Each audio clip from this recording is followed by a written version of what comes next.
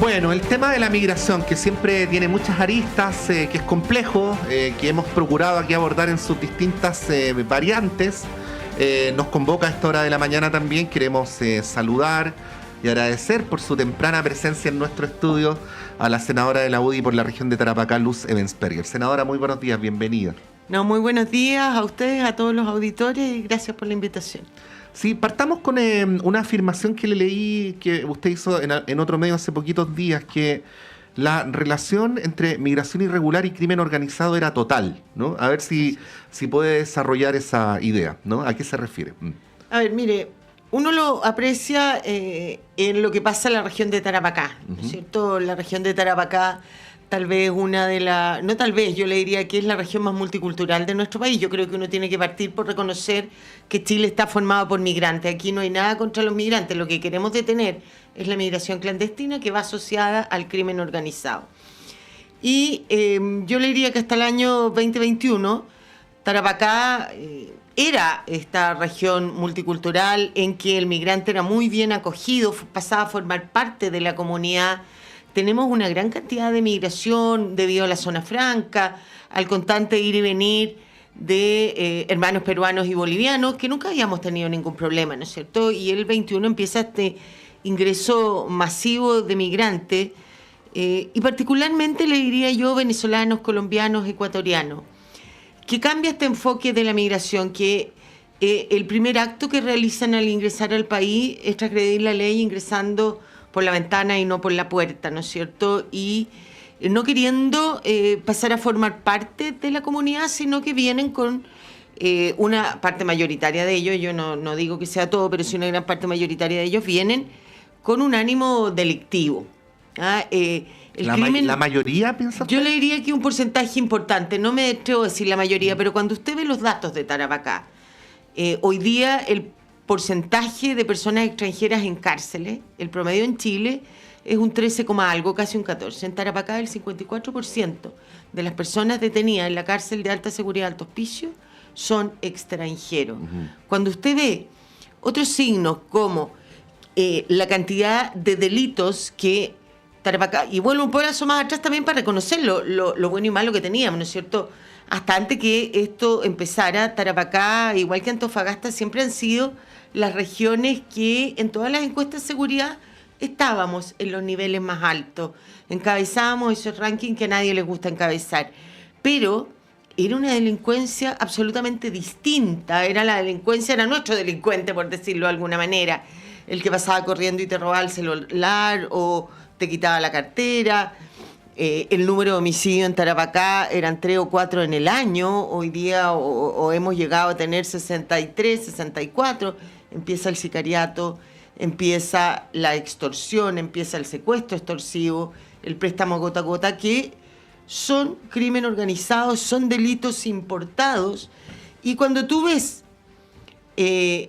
lo que pasa en la frontera de Colchane, que ha sido tomada también en parte por el crimen organizado, que la utilizan, ¿no es cierto?, de ingreso y salida, de ingreso con droga, probablemente con armas, de salida para sacar los productos de sus delitos. Claramente yo dije y sostengo que no vamos a poder controlar el crimen organizado en nuestro país mientras no controlemos la frontera. Ahora, senadora, efectivamente hay un problema en la zona norte que por sus características geográficas siempre, y esto es algo que incluso yo me iría más para atrás, desde la década del 80, que se habla que en la zona norte prolifera el narcotráfico y que por sus características geográficas es una suerte de pasadizo de una serie de rutas que se establecen por parte de estos grupos del crimen organizado para ya sea transportar la droga de un océano a otro, etcétera, etcétera. Hay todo un entramado que es muy complejo de analizar, por supuesto, y también de explicar, pero es algo que se arrastra desde hace mucho tiempo en el lugar. Usted dice que, claro, anteriormente no era tan explícito y efectivamente después de la pandemia pudimos ver cómo, por el cierre de las fronteras, que se tuvieron que cerrar producto de las medidas sanitarias que se aplicaron, se habilitaron una serie de pasos, por así decirlo, entre comillas, clandestinos por parte precisamente de estos grupos que ya estaban trabajando de antes en la zona y que por el cierre de las fronteras empezaron a reconducir gente de manera irregular por estos lugares. Entonces hablamos de una situación muy compleja en el sentido de que da la sensación de que, independiente de las políticas que se presenten en el lugar, dada la inmensidad de la frontera en el norte, es imposible de controlar. No hay una medida concreta que uno pudiese aplicar de que esto va a ser efectivo. ¿Qué garantiza que, por ejemplo, las propuestas que ustedes entregaron ayer en el norte sí vayan a ser efectivas? Tomando en cuenta estos factores que son independientes del color político, porque lamentablemente, por así decirlo, nuestro país es así, en términos geográficos, digo. Mire, yo dos cosas le diría. Efectivamente, la frontera de Colchane siempre ha estado marcada por algo de contrabando y también por el ingreso de la droga. Pero hasta antes de estos ingresos masivos y de la instalación del crimen organizado en Chile, éramos el pasadizo. Se usaba como el ingreso para sacar por el puerto o por el resto de las regiones, ¿no es cierto?, la droga. Nunca se instaló en la región. Y fue un error habernos quedado ahí en decir, bueno, es un pasadizo, no tenemos que preocuparnos. Yo creo que claramente todas las cosas que no se hacen por controlar tu frontera son errores. Cuando tú no tienes la voluntad de controlar los ingresos a tu país, son un error. Pero hoy día, ¿por qué yo digo también esto cambia? Mira, yo fui intendenta de la región de Tarapacá del 2010 al 2014. El 2014, en marzo del 2014, entregué la región con 6 campamentos. Hoy día hay 69. En que además el número de personas es gigantesco. Y hay 2, y uno que es muy conocido, ¿no es cierto? Uno que es Alto Molle, que es el más grande del país.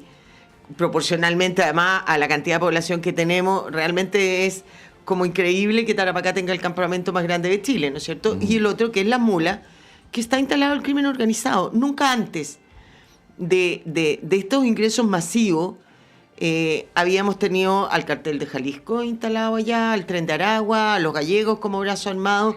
Nunca habían estado instalados el crimen o estas bandas de crimen organizado en la región, y desde la región, ¿no es cierto?, luego se trasladan a Arica, Antofagasta, y posteriormente hoy día los tenemos repartidos en todo el país.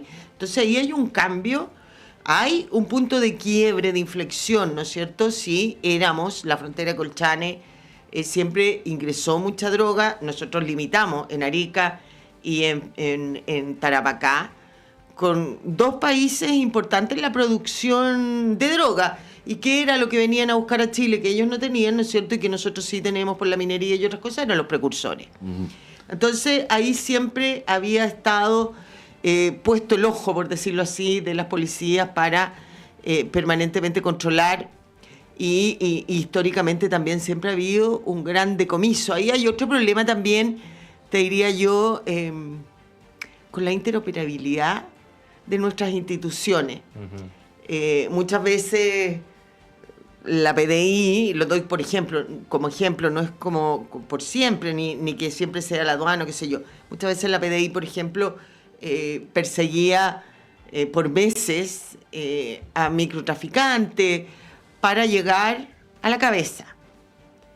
Y incluso, no sé, iban a salir por la frontera o por la aduana en Loa y le decían a aduana, oye, viene fulano con tales características, déjenlo pasar porque queremos llegar. Y aduana lo detenía. ¿Por qué? Porque no trabajan en conjuntamente, porque los PMG famosos, ¿no es cierto? Aduana tenía el decomiso de, no sé, tantos kilos de droga, y eso al final también afecta. Entonces, en estos temas, la verdad que hay que trabajar interagenciadamente, todos coordinados y con una voluntad política importante, que usted decía efectivamente cuáles son las medidas y qué diferencia hay con las medidas que anunció Evelyn Matei. Yo creo que hay diferencia, pero la más importante es la voluntad y dejar de fuera el tema ideológico. A mí me tocó liderar la nueva ley migratoria, y hoy día el gobierno de Chile está incumpliendo la ley migratoria, ¿no es cierto? Porque esa misma ley faculta al gobierno, al que sea, cada 4 años, a tener y a dictar su política migratoria. Pero esa política migratoria tiene un borde que es respetar la ley. Y este gobierno no lo hizo y fue más allá en la política. Sí, hay senadora, y recordar que estamos conversando con la senadora Luce Bensperger. Estamos hablando sobre de un tema donde las cosas son como son y no como quisiéramos que fueran, ¿no? Y que hay un primer problema sobre el que Chile no tiene ningún control, que es la situación político-social de Venezuela.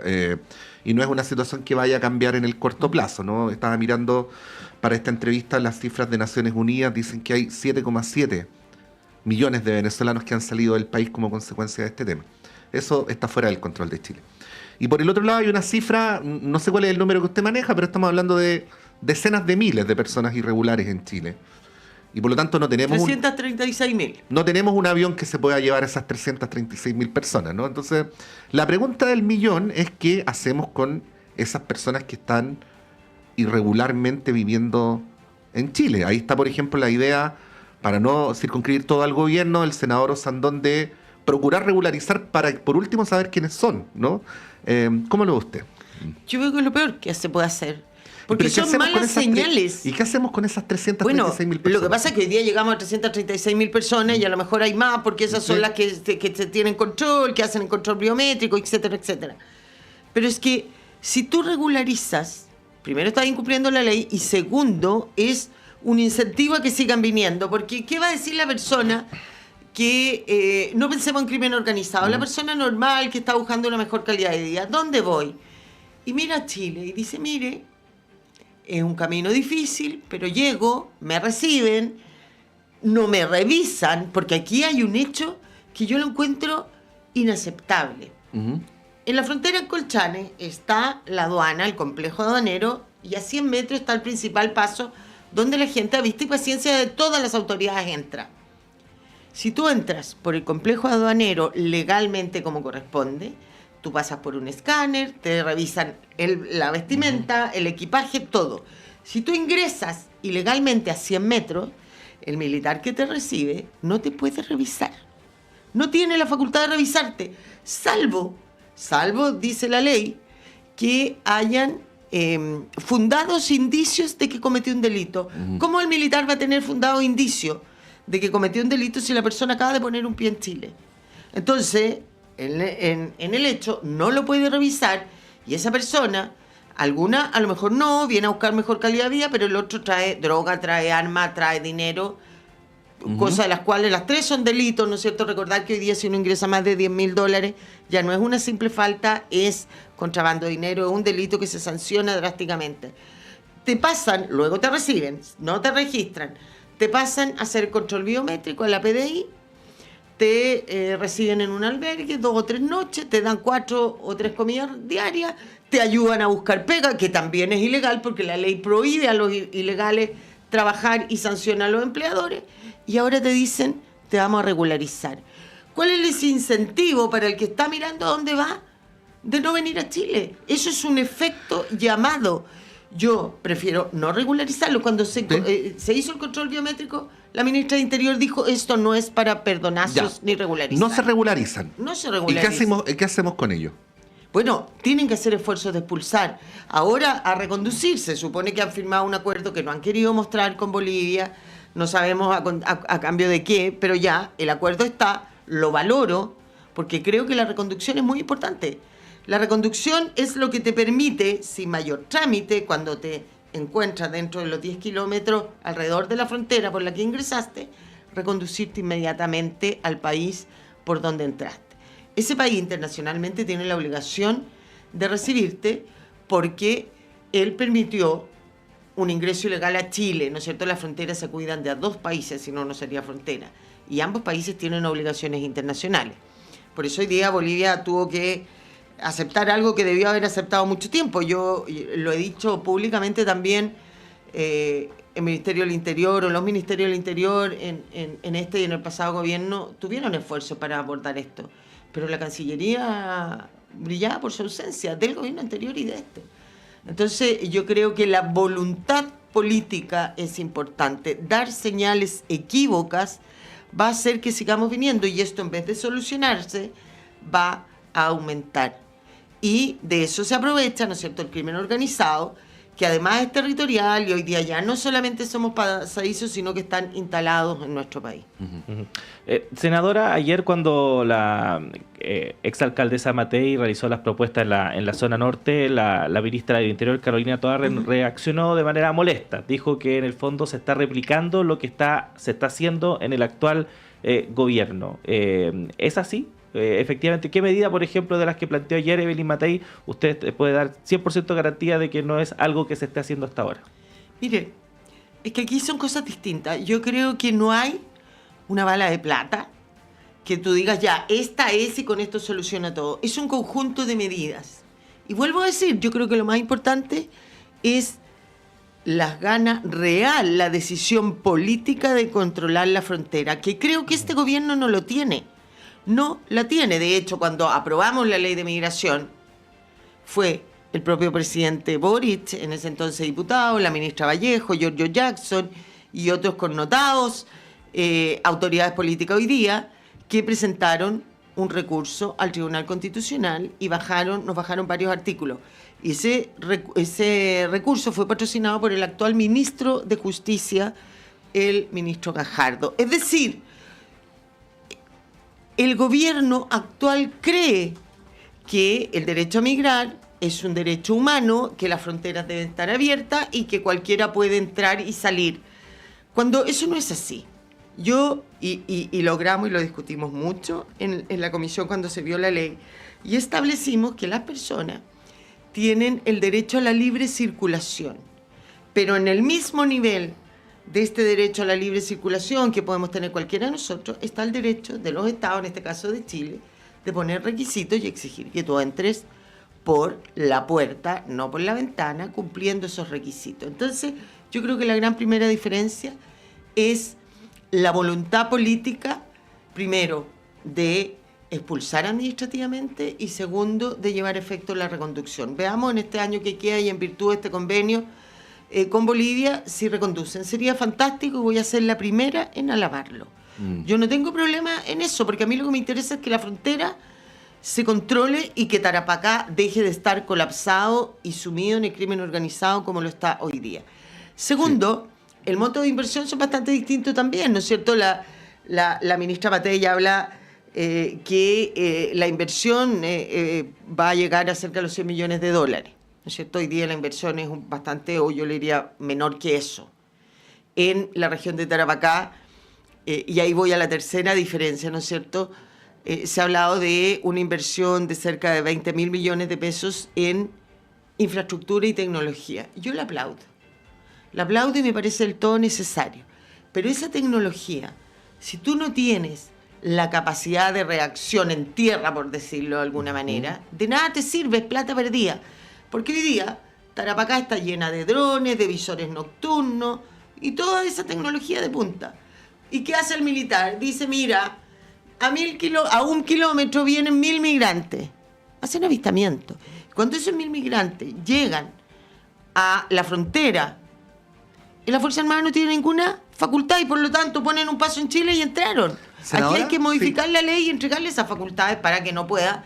Y la tercera diferencia son la infraestructura no solamente tecnológica o barreras tecnológicas, sino físicas.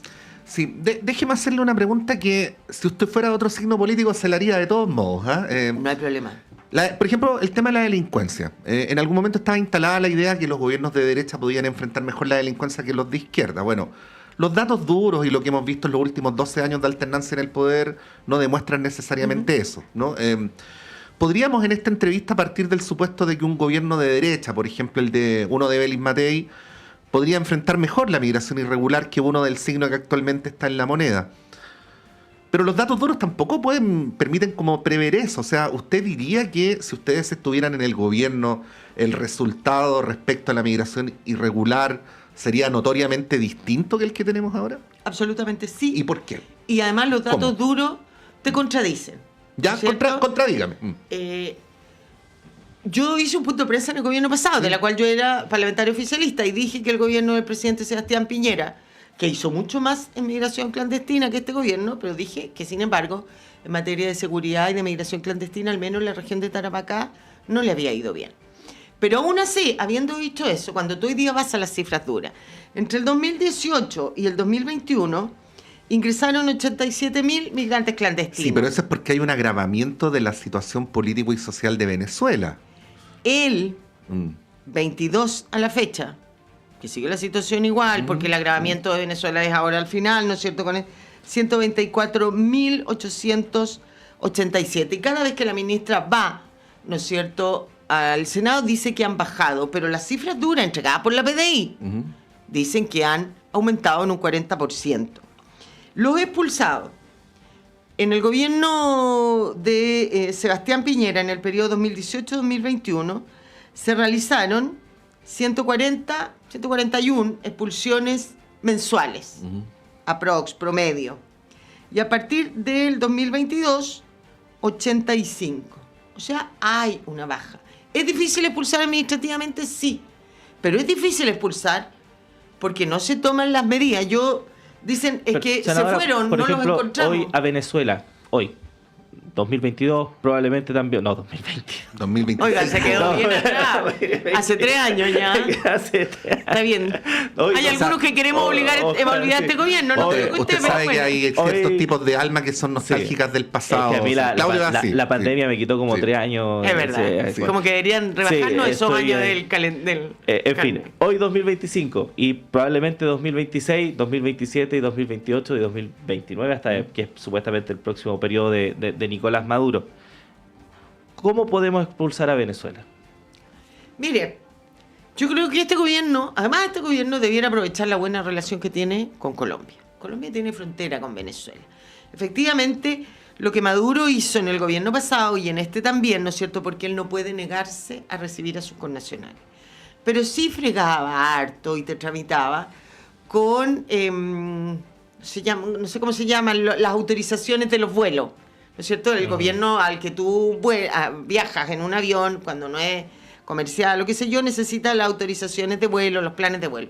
Y eso te lo retrasaba y te lo retrasaba. Bueno, lo que podría hacer Chile es, en aviones, expulsar a Colombia. En Colombia, arrendar buses.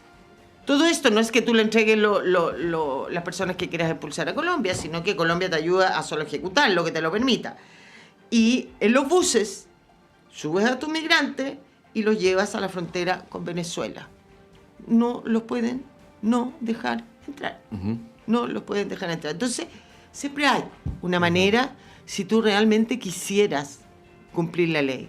Lo que pasa, oiga, yo participé en la discusión, lideré el tema de la ley migratoria. Todas mis contrapartes, más que los senadores, eran los jesuitas migrantes que no querían esa ley. Y hoy día todos los jesuitas migrantes están en el gobierno. Entonces, Evelyn Matei, ¿cómo podría hacer esa gestión con Petro, por así decirlo? Bueno, para eso existe la diplomacia. Y si no le resulta eso, bueno, tendrá que reconducir a Bolivia, van a tener los centros de internación. Lo importante es que los centros de internación, ya si está la propuesta, sea dentro de los 10 kilómetros, que es donde tú puedes reconducir en un periodo acotado, que son 48 horas. Y vamos a ver qué pasa más adelante, y a lo mejor también diplomáticamente se puede hacer. Probablemente les sea más difícil con las relaciones diplomáticas con un gobierno como el de Petro, pero bueno, si este gobierno quiere expulsar, ¿por qué no lo hace por esa vía? Si ellos tienen una muy buena relación. Cuando hay voluntad política, siempre hay una forma de hacer las cosas. Bueno, gran tema el de la migración, ¿eh? Si fuera fácil de resolver, no estaríamos todos estos años hablando del tema, y por eso es importante también ir conociendo las propuestas de los distintos sectores políticos, de las precandidaturas presidenciales, como lo hemos podido hacer esta mañana. Queremos agradecer a la senadora Luce Bensperger. Senadora, muchas gracias por haber venido. Que tenga un buen día. No, gracias a usted. Y solo quitarles un minuto más, que es uno de los temas que no alcanzamos a hablar, que son los privilegios. Hoy día, lamentablemente, ¿no es cierto?, no solamente no hacemos nada con los migrantes que ingresan clandestinamente, sino que, aunque no legalmente, terminan teniendo privilegios. Hay uno de la Junji, que hay uno ordinario, que son los que ingresan en primer lugar frente a matrícula. Lo mismo en los colegios, lo mismo es que se atienden en salud, que hay que atenderlos, yo no digo que no, pero pagan 0 en FONASA, y por lo tanto esas atenciones las terminan pagando los municipios y los hospitales de las regiones, particularmente de la región de Tarapacá, que hoy día tiene sus servicios básicos, vale decir vivienda, salud y educación, colapsados. Sí. Y que es otra de las propuestas de Belén Matei, el fin a los privilegios de los migrantes clandestinos. A lo mejor si estuvieran regularizados podrían también colaborar con el Estado, ¿no?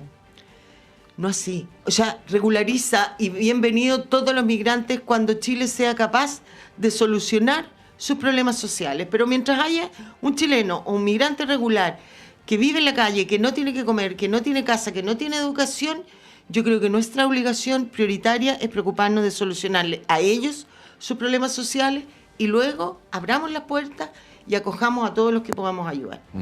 Gracias, senadora. Que esté bien. Muchas gracias a ustedes, que tengan muy buen día. Son las 8:04, vamos a ir un breve alto. Ustedes ya conocen la dinámica de nuestro noticiario. Claudio va un ratito a cumplir otras funciones, luego vuelve, pero yo continúo con ustedes con otra interesante conversación luego de esta pausa. Vamos y volvemos.